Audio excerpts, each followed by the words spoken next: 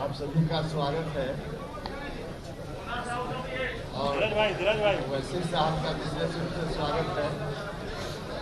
देवेंद्र यादव जी का स्वागत है यहाँ।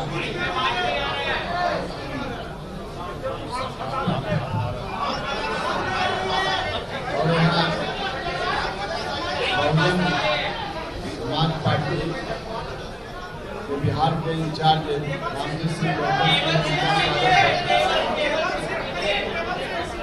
डॉक्टर संजय चौहान साहब का स्वागत है। केवल बाद अभी थोड़ी बात करेंगे, बस बाद में अपनी बात पे जितने दल के नेता साथी यहाँ उपस्थित हैं, सभी दल ने फैसला लिया है एक गठबंधन में चलने का, जिसके नाम के बारे में और कौन कौन सी पार्टी इसमें शामिल है उसके बारे में अभी आपको जानकारी दी है। इस फ्रंट के संयोजक श्री देवेंद्र यादव जी होंगे। देवेंद्र यादव जी को आप सब लोग जानते हैं, पूर्व भारत सरकार के मंत्री, समाजवादी नेता कर्पूरी ठाकुर जी के साथ और अब तक यहाँ की पूरी यात्रा से आप सब लोग अवगत हैं। तो इस फ्रंट के संयोजक श्री देवेंद्र यादव जी हैं। अब देवेंद्र जी बात करेंगे और फिर बाद में मैं अपनी बात करूँगा। आज ऐसे वक्त हम लोग इकट्ठा हुए हैं, न केवल एक दल, जिन दलों का चर्चा अभी आपके बीच में किया गया है, बस ये हमारा रालोसपा, AIMI और बसपा, इसके बाद यहाँ राजभर जी की पार्टी है, ओम प्रकाश राजभर जी की, इसके बाद है जनतांत्रिक पार्टी, जनवादी पार्टी। सभी दल आज हम लोग इकट्ठा हुए हैं क्योंकि हम लोगों को पता है जो सामाजिक और आर्थिक विषमता आज मुंह बा के खड़ी है और जो आर्थिक व्यवस्था है वो ICU में चला गया है। ऐसे वक्त बिहार में भी राजनीति पटरी से उतर गई। पटरी से उतरे हुए राजनीति को पटरी पर लाने के लिए हम लोग सभी सम्मानित नेता यहाँ बैठे हैं। चट्टानी एकता के साथ ये गठबंधन जो हमारा है, ग्रैंड आपको डेमोक्रेटिक सेकुलर फ्रंट, ये फ्रंट आज से समझिए आज ऐलान किया जाता है। और मैं आपसे ये भी कहना चाहता हूँ कि बिहार में बहुत जोरों से चर्चा है, जीवन और जीविका, इसी पर बहस होती है। जीवन भी संकट में है, जीवन भी संकट में है और जीविका भी संकट में है। जीवन संकट है बाढ़ से, जीवन संकट है आपको अपराध से, जीवन संकट है आपको कोरोना के महामारी से, और जीविका संकट है जितने चीनी उद्योग मिल, जितने चीनी उद्योग थे, एक एक करके इन 3 वर्षों में बंद हो गया। चाहे जूट मिल, हैंडलूम उद्योग, कपड़ा, ये सूता मिल और रेशम उद्योग, जितने उद्योग था एक एक करके इन 3 वर्षों में बंद कर दिया गया उद्योग धंधा, जिसके कारण आज बिहार से 3.5 करोड़ से ज्यादा श्रमिक बिहार से बाहर रोजी रोटी कमाने के लिए और कोरोना में आने के समय अपनी जिंदगी मौत से जूझना पड़ा। ये बहुत ही विकट स्थिति बिहार में है। तो हम ये कहना चाहते हैं, अभी जोरों से चर्चा चलती है 15 साल बनाम 15 साल। ये 15 साल क्या है? 15 साल बनाम 15 साल की लड़ाई एक धोखा है, एक षड्यंत्र है। इसीलिए मैं इस बात को कह रहा हूं कि 15 साल बुराई से बुराई का रिहर्सल हो रहा है बिहार में। वो कहता है तुम ज्यादा बुरा है, एक कहता है तुम ज्यादा भ्रष्ट हो। मतलब 15 साल का लड़ाई यही है कि बुराई से बुराई का लड़ाई की रिहर्सल हो रहा है और कीचड़ से कीचड़ कभी साफ नहीं होता। इसीलिए हम लोगों ने ये बनाया है फ्रंट कि आम जनता का जो बुनियादी समस्या है, आज आम जनता का जो बुनियादी सवाल है, बेरोजगारी का, भ्रष्टाचार का, शिक्षा में सुधार का, ये विकास का, इन सब से भटका दिया गया है जनता को। हम लोग, क्योंकि आज भटकाना आसान हो गया है, समझाना कठिन है। हम लोग चले हैं संकल्प लेकर जनता को इसको समझाने के लिए, संकल्प लेने के लिए आज जो फ्रंट बना है। आने वाला दिन में चुनाव में देखिएगा चौंकाने वाला परिणाम निकलने वाला है। आज इसमें इतना ही कह के अब हम इस फ्रंट के नेता और मैं समझता हूं इस फ्रंट का चेहरा उपेंद्र कुशवाहा जी को मैं ऐलान करता हूं। उपेंद्र कुशवाहा मेरे छोटे भाई भी हैं, केंद्र में भी मंत्री रहे हैं और एक साफ सुथरा लड़ाई और संघर्ष से कभी अपने सिद्धांतों को कोई समझौता करने का इनका नहीं रहा है। इसीलिए क्योंकि संघर्ष वही करता है जिसके मन में सिद्धांत बल को जो नहीं छोड़ता है उसको संघर्ष करना पड़ता है। कहीं भी जाएंगे तो संघर्ष करना पड़ेगा। क्योंकि हम लोग वसूल को लेकर आज वसूल हाशिए पर चला गया है, इसीलिए वसूल को लेकर एक फ्रंट बनाए हैं ताकि बिहार के आम जनता को बुनियादी समस्याओं से हम लोग निजात दिला सकें। इसीलिए चट्टानी एकता के साथ यहाँ हम लोग खड़े हुए हैं। फिर से दोबारा आपसे कहते हैं उपेंद्र कुशवाहा जी के नेतृत्व में बिहार में जो आने वाला चुनाव है उसमें तो कामयाबी जनता से भी हम अपील करते हैं, गांव के गरीब लोगों से कि आप सब लोग मिलकर इसको सहयोग कीजिए और नया विकल्प, नया संकल्प, क्योंकि ये जर्मनी का होटल बना दिया है बिहार को। बिहार में जाइएगा कहेगा डू यू लाइक, जर्मनी में डू यू लाइक कॉफी और टी, मतलब तीसरा विकल्प नहीं बताता है। हम लोग विकल्प, ये तीसरा नहीं होगा। जनता यदि चाह ली और उनका समर्थन और आशीर्वाद दुआ मिल गया, ये पहला मोर्चा होगा, पहला होगा। दूसरा तीसरा क्यों हम होंगे? ये तो जनता पर निर्भर करता है, पब्लिक के मैंडेट पर डिपेंड करता है कि जनमत क्या हमको देती है। इसीलिए कोई हमको तीसरा मोर्चा की बात नहीं है। नया विकल्प, नया संकल्प, बेहतर बिहार का के लिए हम लोग संकल्पित हैं। और जो आज सांप्रदायिक ताकत आक्रामक हुई है उनका मुंह तोड़ जवाब यही फ्रंट देगी। वो लोग तो सियासी सेकुलर हैं, हम लोग जेहनी तौर पर सेकुलर हैं। इसीलिए उसका जवाब जो सांप्रदायिक ताकत है, जो फिरका परस्त ताकत है, उसको मुंह तोड़ जवाब हम लोग देंगे। नहीं तो आप देख रहे पिछले चुनाव में सभी जगह फिरका परस्त ताकतों का गठजोड़ जीत गया हम लोगों के विषय में। इसीलिए हम इन्हीं शब्दों के साथ उपेंद्र भाई को फिर दोबारा हम बधाई और मुबारकबाद भी देना चाहते हैं कि आज इस फ्रंट के नेता के रूप में और चेहरा, बिहार के चेहरा के रूप में हम इनका नाम घोषित कर दें।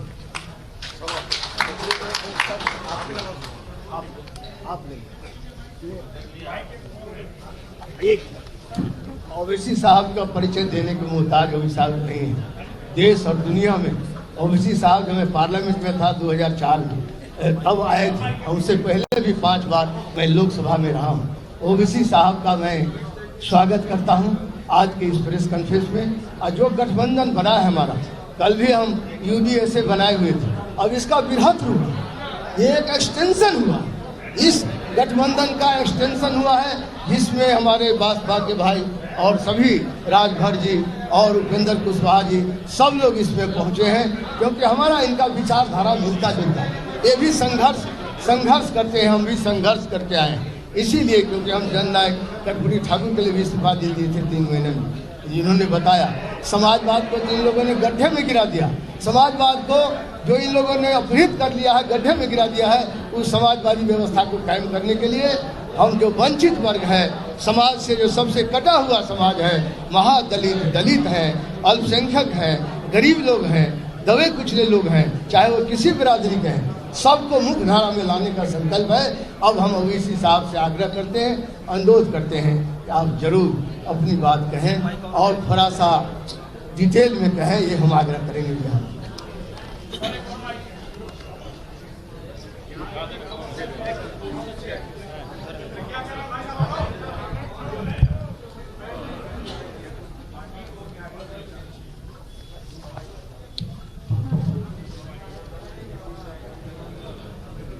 आपका बहुत बहुत शुक्रिया कि आप लोग मीडिया के हमारे दोस्त आज आपने अपना वक्त निकालकर यहाँ पर आए।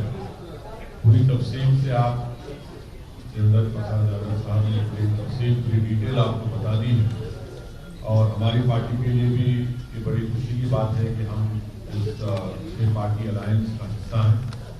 और जैसा कि अभी इस बात का भी अनाउंसमेंट और ऐलान किया गया कि जनाब कुशवाहा साहब इस समीकरण के इस अलायंस के चीफ मिनिस्टर कैंडिडेट रहेंगे और हम अपनी तरफ से अपने पार्टी के हमारे जिम्मेदार हैं, पूरी कोशिश करेंगे कि इस अलायंस के जहाँ जहाँ कैंडिडेट खड़े रहेंगे हम उसके लिए मेहनत करेंगे। हम बिहार की जनता से भी एक दर्दमंदाना अपील करेंगे कि वो हमको अपने आशीर्वाद से, अपनी दुआओं से, अपनी मोहब्बत से, अपने वोटों से नवाज कर बिहार में एक ऑल्टरनेट पॉलिटिक्स को प्रमोट करें। क्योंकि 15 साल नीतीश कुमार बीजेपी के और 15 साल आरजेडी कांग्रेस के, इससे बिहार के गरीब जनता का कोई फायदा नहीं हुआ। सोशल, इकोनॉमिक, एजुकेशन इंडिकेटर्स में बिहार बहुत पीछे हो चुका है। इसलिए ये बिहार के रोशन मुस्तकबिल के लिए बहुत ज़रूरी है कि इस तरह का एक अलायंस यहाँ पर बना है। हम अपनी तरफ से पूरी कोशिश करेंगे। मैं जनाब कुशवाहा साहब का, पीएसपी का, राजभर साहब का और तमाम दीगर पार्टीज का शुक्रगुजार हूँ कि हम लोग एक प्लेटफॉर्म पर यहाँ पर जमा हुए और हमारे कन्वीनर साहब जैसा प्रसाद यादव साहब हम लोग पूरा मिलकर कोशिश करेंगे कामयाबी हासिल हो। और हमको यकीन है कि इस बार जो बिहार की जनता में एक उठन महसूस हो रही है कि एक ऑल्टरनेट पॉलिटिकल प्लेटफॉर्म आज हम उनको प्रोवाइड कर रहे हैं, और मुझे यकीन है कि इससे बहुत बड़ा फायदा बिहार की जनता का ही मिलेगा। आपने प्रदेश अध्यक्ष ने ऐलान किया था 50 सीटों पे चुनाव लड़ने का। अभी थोड़ा रुकिए, हम कहीं नहीं जा रहे।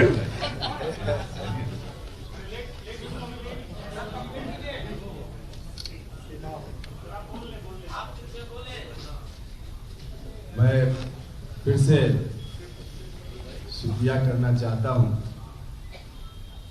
ओवैसी साहब, देवेंद्र यादव जी, रामजीत सिंह गौतम जी, चौहान साहब,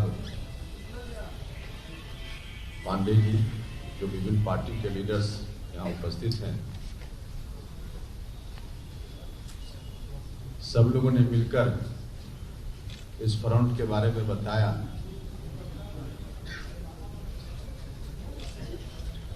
इस देश में एक ताकत बांटो और राज करो की नीति पर चल रही है। मैं उनसे कहना चाहता हूं कि तुम जितना बांटोगे उतना ही हम जुटेंगे, करीब होंगे। एक बड़ा संदेश इस फ्रंट का यह है, और खासकर अभी बिहार के चुनाव में जिस तरह से चल रहा है, तो फेल विद्यार्थी के बीच कंपटीशन, एक ने 17 नंबर लाए, दूसरे ने 19 नंबर। अब 19 नंबर वाला कह रहा है कि हम उनसे अच्छा है, या दोनों फेल हैं।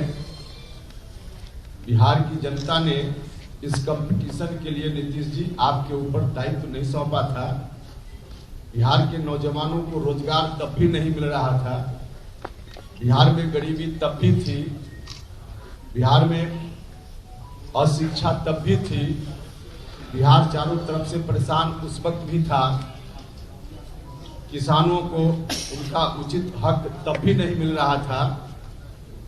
नीतीश कुमार जी, आपने वादा किया था कि हम सत्ता में आएंगे तो बिहार को आगे बढ़ाएंगे, और आपने यह भी लगातार उस वक्त कहा था कि 15 साल उनको दिया, 5 साल हमको दीजिए। बिहार की जनता की कृपा हुई, उनको 15 साल तो मिला ही था, आपको भी 15 साल मिल गया। इन 15 वर्षों में बिहार और पीछे गया है। हम नहीं कहते, भारत सरकार के अंतर्गत काम करने वाला नीति आयोग और अन्य संगठनों ने बार बार इस बात को कहा है कि बिहार लगातार पीछे है और पीछे जा रहा है। यह गठबंधन पूरे तौर पे बिहार के उन नौजवानों के प्रति समर्पित है जो नौजवान अपना पेट पालने के लिए दूसरे राज्यों में दर दर की ठोकर खाते रहते हैं। बिहार में रोजगार नाम की कोई चीज नहीं। इंजीनियरिंग की डिग्री लेकर हमारे यहाँ के नौजवान 5,000 6,000 की नौकरी खोजने के लिए बिहार से बाहर के प्रांतों में घूमते रहते हैं। वैसे नौजवानों को कैसे यहाँ रोजगार मिले, रोजी रोटी का इंतजाम उनके लिए हो। खासकर जो गरीब परिवार के लोग हैं उनके लिए कोई इंतजाम यहाँ नहीं। उनके बच्चों का भी सपना है कि हमारा बच्चा भी आगे बढ़े, चाहे गरीब लोग हों अमीर लोग हों, सभी के बच्चे आगे बढ़े, उनका सपना होता है। और इस सपना को पूरा करने के लिए शिक्षा की बड़ी आवश्यकता होती है। एजुकेशन के बिना कोई भी आगे नहीं बढ़ सकता। इस राज्य में एजुकेशन की वह सीढ़ी जो सरकारी विद्यालयों महाविद्यालयों के माध्यम से लोगों तक पहुंचती थी, नीतीश कुमार जी ने उस सीढ़ी को तोड़ कर रख दिया है। अब गरीब घर के बच्चों के लिए कोई उपाय यहाँ शिक्षा के संदर्भ में नहीं। जो पैसे वाले लोग हैं चले जाते हैं दूसरे प्रांतों में, उनके पास धन है, अपने बच्चों को वहाँ पढ़ाते हैं। लेकिन जो गरीब घर के बच्चे हैं उनका सपना चकनाचूर हो रहा है, रोज हो जाता है और पीढ़ी दर पीढ़ी बर्बाद हो रही है। पिछले 30 वर्षों में कितने लोग आए जिनका जन्म हुआ होगा 30 साल पहले, आज 30 वर्ष की उम्र में, उसके बाद जिन बच्चों का जन्म हुआ होगा आज रोजगार ढूंढने के क्रम में, कुल मिला जुलाकर इन दोनों ने पीढ़ियों को बर्बाद किया है। हम बिहार की जनता से आग्रह करते हैं, प्रार्थना करते हैं कि उन दोनों को आपने 15-15 साल दिए, 30 साल, सिर्फ 5 साल इस गठबंधन को बिहार की जनता दे। हम बिहार की जनता से आग्रह करते हैं, निवेदन करते हैं। 5 वर्षों में हम लोग करके बताएंगे कि नौजवानों को रोजगार कैसे मिलता है इसी बिहार की धरती पे, शिक्षा की अच्छी व्यवस्था सरकारी संस्थानों में कैसे होती है हम बताएंगे। इलाज के लिए लोगों को दिल्ली नहीं जाना पड़ेगा, यह करके हम दिखाएंगे। जब नरेंद्र मोदी जी उस वक्त प्रधानमंत्री नहीं थे, प्रधानमंत्री की उम्मीदवारी को लेकर घूम रहे थे 2014 के चुनाव में, लगातार उन्होंने कहा कि बिहार के लोगों को हम सत्ता में आएंगे तो पढ़ाई दवाई कमाई के लिए बाहर नहीं जाना पड़ेगा। आज पढ़ाई के लिए, दवाई के लिए, कमाई के लिए लोगों को बाहर जाना ही पड़ता है, यहाँ कोई उपाय नहीं। इस गठबंधन की ओर से हम कहना चाहते हैं कि बिहार में पढ़ाई दवाई कमाई, किसानों के लिए सिंचाई, कार्रवाई और सुनवाई, तमाम चीजों की अच्छी व्यवस्था यह गठबंधन करेगा। सत्ता में आने के बाद हम उम्मीद करते हैं कि बिहार की जनता भरोसा करेगी। बाकी विस्तृत रूप से भी जो कार्यक्रम हम लोग का होगा, एजेंडा होगा, हम आपके समक्ष विजन डॉक्यूमेंट के रूप में बाद में लेकर आएंगे, आपको बताएंगे।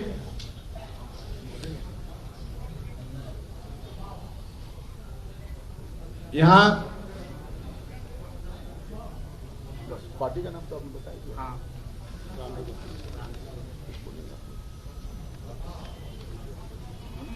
उपस्थित हैं, अब लंबी बात मैं नहीं करूंगा, आपका सवाल होगा, अगर हुआ तो बाद में मैं जवाब दूंगा। फिलहाल बहुजन समाज पार्टी के जो इंचार्ज हैं रामजी सिंह गौतम जी अपनी बात करेंगे। धन्यवाद। पीएम मीडिया बंधु, 29 तारीख को आपके गठबंधन का ऐलान से हुआ और उसी दिन मैंने आप लोगों से कहा था कि ये गठबंधन है, एक नेचुरल गठबंधन है। और आज ये प्रूफ हो गया कि आप देख लीजिए, सारा जो लोग यहाँ हमारे बैठे हैं, जनवादी पार्टी और राष्ट्रीय समाजवादी पार्टी, समाज जनता पार्टी, देवेंद्र जी की पार्टी और राष्ट्रीय लोक समता पार्टी और AMIM जी की, ओवैसी जी की पार्टी और सुहेल देव राजभर जी की पार्टी, आप तो सारे लोग आज इस क्रम में बैठे हुए हैं। और आपको इससे अंदाजा लगाना चाहिए कि आज बिहार के अंदर जो सबसे बड़ा गठबंधन है वो आज के बीच में आप सबके बैठे हुए हैं लोग। ये फ्रंट बना है, ये बिहार की ताबीर और तकदीर लिखने वाला है। अगले 5 सालों में अगर आप लोगों ने मौका दिया बिहार की जनता ने मौका दिया तो मैं भरोसे के साथ में कहता हूं कि जिस तरह से आपने देखा है उत्तर प्रदेश के अंदर बहन कुमारी मायावती जी का राज था, कानून के द्वारा कानून का राज स्थापित किया गया, गुंडागर्दी खत्म की गई, माना बहन जी के राज में एक भी दंगा नहीं हुआ, गौतम बुद्धा यूनिवर्सिटी बनाई गई जो वर्ल्ड क्लास की यूनिवर्सिटी आपके नोएडा में बनी हुई है, बाबा साहब doctor Bhimrao Ambedkar law university बनाई गई, माननीय कांशीराम साहब शहरी आवास योजना पूरे प्रदेश के अंदर लागू की गई, जिसके अंदर हमने लाखों आवास बना करके गरीबों को बांटे सर। शिक्षा फ्री कर दी गई, शिक्षा फ्री हमने उत्तर प्रदेश के अंदर की कि आपका बच्चा कहीं कोई एजुकेशन पूरा करता है तो उसे कोई फीस देने की जरूरत नहीं साथ। इस तरह की तमाम जो योजनाएं हैं जो हमारे एजेंडे में हैं, जो माननीय बहन जी ने पूरी की है उत्तर प्रदेश के अंदर, वो सारी योजनाएं हम बिहार के अंदर भी लागू करेंगे। लेकिन आपको हमारे इस गठबंधन को पूरा आशीर्वाद देना पड़ेगा। अभी कह रहे थे कि अगर जापान में जाते हैं तो बोलते हैं do you like coffee and T, तो सिस्टम खत्म कर दीजिए, वो सिस्टम खत्म कर दीजिए। आपने बहुत झेला है, बहुत झेला है आपने, कुछ नया टेस्ट करिए, नया टेस्ट करके देखिए। आपने बहुत समय से झेला उसको, अब नया टेस्ट नहीं करेंगे तो कैसे आप आगे बढ़ेंगे सर? ये वक्त आ गया है, तो देश आगे बढ़ रहा है, हम आगे बढ़ रहे हैं, कंटिन्यू बढ़ रहे हैं। अभी तो पीछे चल रहा है, पिछले 5 सालों से बहुत पीछे हो गया था सर, हम पीछे हो गया है, लेकिन उससे पहले ही बढ़ रहा था और आगे बढ़ाएंगे। लेकिन आपका साथ जरूर है, अगर आपका साथ नहीं मिलेगा तो हम देश को भी नहीं बढ़ा सकते। लेकिन अभी बिहार है तो बिहार को बढ़ाने के लिए आपने बहुत झेला, बाढ़ भी झेलते हैं, भुखमरी भी यहाँ पे होती है, गरीबी भी है, अशिक्षा भी है, जॉब भी नहीं है, फैक्ट्रियाँ भी नहीं है। तो आखिर फैक्ट्रियाँ हर जगह हो सकती हैं तो बिहार के अंदर क्यों नहीं हो सकती? अगर खेती हर जगह हो सकती है तो बिहार के अंदर क्यों नहीं हो सकती? अवश्य जी साहब तेलंगाना से आते हैं, हैदराबाद में उधर का भी इंचार्ज हूँ, तेलंगाना का भी इंचार्ज हूँ, तो वहाँ पर जो मैंने देखा है कि किस तरह से डेवलप किया गया कि जो बाढ़ का सिस्टम था खत्म कर दिया गया, जगह जगह डैम बना दिए गए, जगह जगह बैराज बना दिए गए, सारा बाढ़ का सिस्टम खत्म कर दिया गया। उत्तर प्रदेश भी बाढ़ में आता था पहले, लेकिन वहाँ पर भी शारदा बैराज जैसी योजनाएं शुरू की गई और तमाम सारे डैम बनाए गए, सारा बाढ़ का सिस्टम खत्म हो गया। लेकिन यहाँ पर क्या होता है, यहाँ पर जो भी पार्टियां सत्ता में आती हैं वो सिर्फ या तो अपने बच्चों को लॉन्च करने की प्लानिंग करती हैं या अपने जेबों को भरने का काम करती हैं, कभी गरीब जनता के बारे में कभी नहीं सोचती सर। इसलिए साथियों मैं आप लोगों से पुनः आग्रह करता हूं, पूरे प्रदेश की जनता से आग्रह करता हूं, आप लोग इस बार हमारे इस गठबंधन को आप अपना आशीर्वाद दीजिए और मैं दावे के साथ में कहता हूं कि आपको निराश होने की जरूरत नहीं पड़ेगी। धन्यवाद।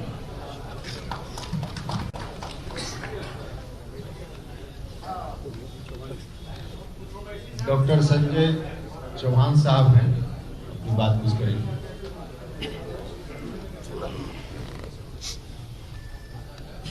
धन्यवाद।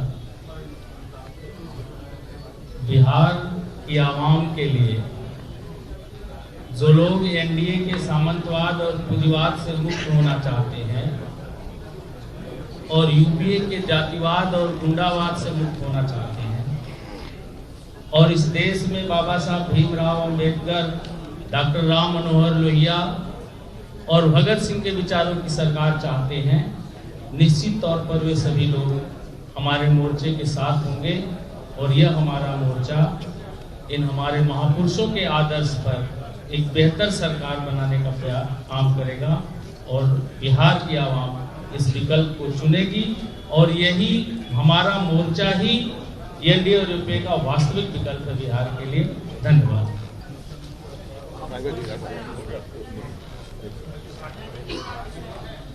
जनवादी पार्टी सुखदेव भारतीय समाज पार्टी ओम प्रकाश राजभर जी के नेतृत्व में चलने वाली पार्टी है, उस पार्टी के राष्ट्रीय महासचिव आए हुए हैं संतोष पांडे जी, 2 मिनट बात करें। बहुत बहुत धन्यवाद। सबसे पहले बिहार के समस्त मीडिया साथी को बताना चाहता हूँ आपके माध्यम से, ये जो फ्रंट बना है ये दलों का गठबंधन नहीं, दिलों का गठबंधन है, या दल का गठबंधन नहीं है। आप सभी दल के उच्च नेताओं को क्रियाकलाप के बारे में जब अध्ययन करेंगे तो आपको पता चलेगा कि हम सभी लोग उस दबे हुए लोगों को उठाने के लिए काम कर रहे हैं, न तो परिवार के लिए काम कर रहे हैं, न तो पैसे के लिए काम कर रहे हैं, न पूंजीपति के लिए कर रहे हैं। माननीय प्रकाश सागर का भी आप देख लीजिए, सत्ता में रहते हुए सत्ता का विरोध, कैबिनेट पे बैठकर मुख्यमंत्री के सामने झगड़ा करना, इसके लिए गरीब जनता के लिए एक लंबा इतिहास है। इस समय मीडिया के सामने फिर मैं आऊँगा तो बताऊँगा। फिलहाल मुझे पूरा विश्वास है कि जो बिहार की दुर्दशा है, उस दुर्दशा से निजात पाने के लिए इस फ्रंट से बेटर कोई विकल्प बिहार की जनता को नहीं मिलेगी। मुझे उम्मीद है कि आपका समर्थन मिलेगा और हम लोग 5 साल के अंदर वो काम करके दिखाएंगे जो 30 साल में सभी लोगों ने मिलकर किया नहीं कर पाए, वो काम करके दिखाएंगे। बहुत बहुत धन्यवाद। अब कुछ पूछना चाहते हैं तो पूछिए। अब कोई सवाल वैसी साहब से?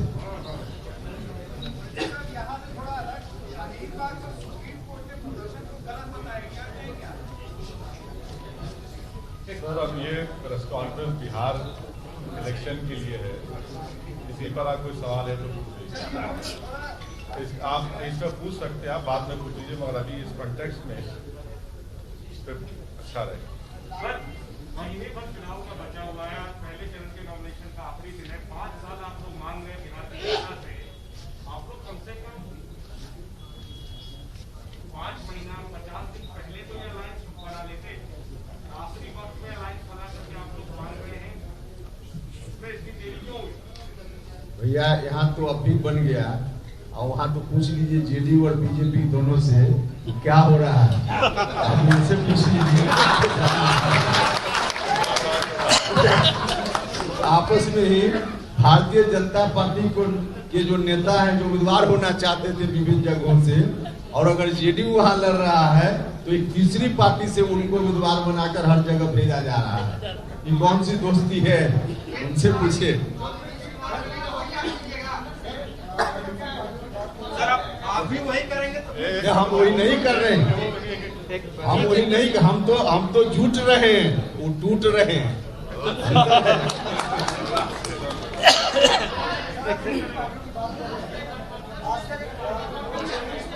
अरे भाई थोड़ी शांति बनेगा तो सुन पाएंगे।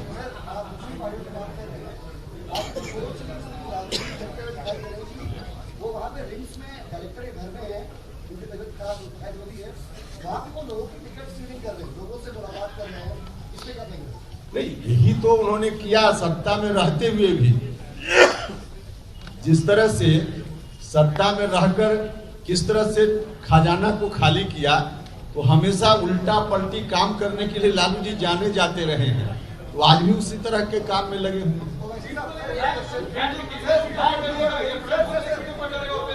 क्या बता रहे सीट कितने पर लड़ेंगे? देखिए 243 सीटों पर यह फ्रंट लड़ेगा। बाकी किस पार्टी से कितनी सीटों पर हम लड़ेंगे बाद में बताएंगे। क्या ये फर्स्ट फेज का है। मेरा एक सवाल है, आप लोग इसमें कई 2-3 पार्टियां ऐसी हैं जो 4 बार 5 बार कई पार्टियों के साथ शेयर करती है, पावर शेयर करती है। पब्लिक आप लोग कैसे ट्रस्ट करे कि आप किसी पार्टी को काम करना करेगा, क्योंकि बहुत सारे लोग उस अलायंस के अगेंस्ट वोट आप लोग करेंगे, लेकिन आप जाकर उनके वोट में जाकर बैठेंगे, कैसे पब्लिक ट्रस्ट? नहीं, बिल्कुल पब्लिक इसलिए ट्रस्ट करेगी कि हम भी थे एनडीए में, भारत सरकार में मंत्री, लेकिन पार्लियामेंट में भी जब कोई सैद्धांतिक बात होती थी तो उपेंद्र कुशवाहा वहाँ भारतीय जनता पार्टी के सिद्धांतों के खिलाफ भी कलेजा तान कर बोलता था पार्लियामेंट के अंदर, तब भी और सड़क पर भी हम उस वक्त भी संघर्ष करते थे जब हम एनडीए में थे। कुछ भी उस तरह का निर्णय उनका होता था जो जनता के खिलाफ जाने वाला निर्णय होता था, तो हमने कभी बर्दाश्त वहां नहीं किया, इसलिए लोग हमारे ऊपर ट्रस्ट करें।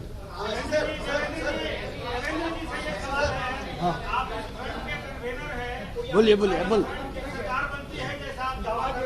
अब एक बोले जी ना, अभी यहाँ जब सवाल हो रहा है उधर सवाल हो रहा है, प्लीज। अरे एक बार में 2 सवाल कैसे हो? हाँ बोलो। अगर सरकार बनाने की स्थिति आती है बिहार में आपकी इस फ्रंट की, तो मुख्यमंत्री का चेहरा कौन होगा? आपको घोषित हो चुका है, फिर रिपीट क्यों कर रहे हैं दोबारा? अभी तो ओबीसी साहब ने स्पष्ट कर दिया है,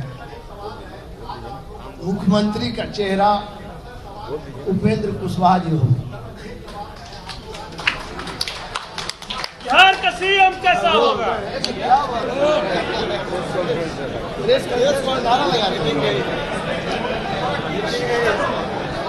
हाँ, बोला जाए, एक मिनट, बारी बारी से बोलिए ना, बारी बारी से बोलिए।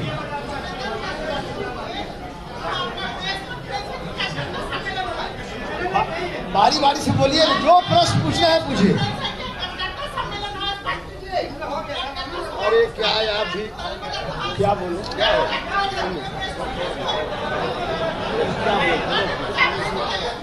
चलिए, बहुत धन्यवाद, बहुत बहुत धन्यवाद सब लोग।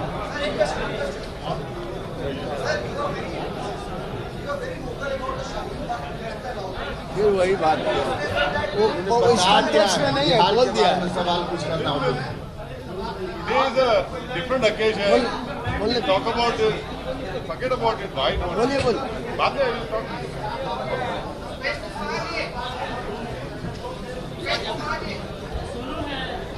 बोलिए, नहीं आपको सुन पा रहा। आप करीब आइए, करीब आके बोलिए। अरे करीब आइए। I want to hear you. No.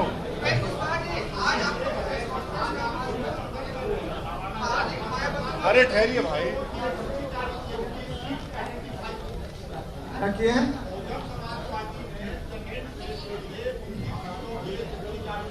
हाँ, अरे भैया, बहुत कुछ एक्सरसाइज करने के बाद कोई चीज बनती है। तो आज आपके सामने हम दिख रहे हैं, लेकिन एक्सरसाइज पहले से हो रहा था, इसलिए बीएसपी ने जारी किया है। अरे नहीं भाई, हम लोगों ने मिलकर किया है, मतभेद क्यों होगा? कोई जरूरी नहीं है कि जिस समय बीज डाले उसी समय हम आपको बताएं। बीज डालने के बाद जब फल फूलता है तब आपको बता रहे हैं, बस अंतर इतना है। तो आज एक सवाल सुनिए, ओवैसी साहब का सीमांचल में वर्चस्व है, काम कर रही उनकी पार्टी, वहाँ भी आपकी दावेदारी होगी? अरे अभी बिहार में जहाँ जहाँ दावेदारी होगी हम लोग मिलकर बजाबता आपको बता देंगे कि कहाँ कौन पार्टी चुनाव लड़ रही है, बता दें। थैंक यू चलिए, बहुत धन्यवाद सब लोग।